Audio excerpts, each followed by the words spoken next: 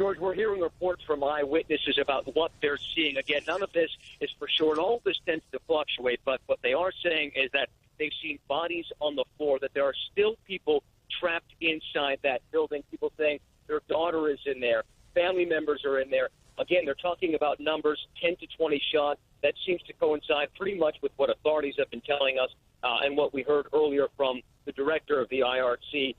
Again, a pretty chaotic scene inside. That's what we're hearing from eyewitnesses. They're told to shelter in place. And, of course, representatives from the area around San Bernardino are telling everybody who lives in that area to lock their doors, stay inside, shelter in place.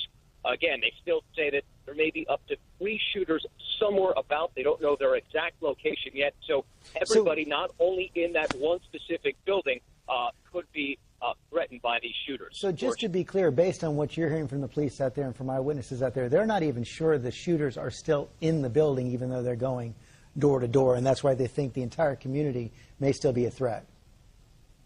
Correct. They haven't spotted the shooters. As far as we understand, they haven't made contact with them. One expects that once they do make contact with them, it would probably end in a firefight, and we would hear about it. But so far, no direct contact reported between police and the alleged shooters. Again, hearing up to 3 of them. Eyewitness reports, police, and fire sources are all telling us there are multiple shooters there with long guns and possibly bulletproof vests. Again, echoing what Brad was saying, that means that there was some intent going in there, some premeditation and planning in this attack, George. And Pierre Thomas, let me go back to you. The Secret Service report you were reporting on earlier today, a particular concern about attacks on government buildings. Exactly. The government has routinely been attacked. They looked at 43 incidents that occurred since, I believe, 2001.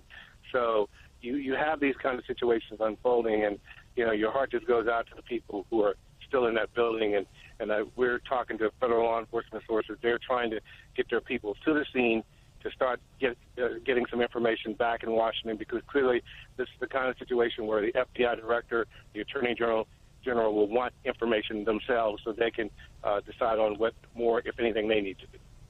And Brad Garrett, you mentioned this possibility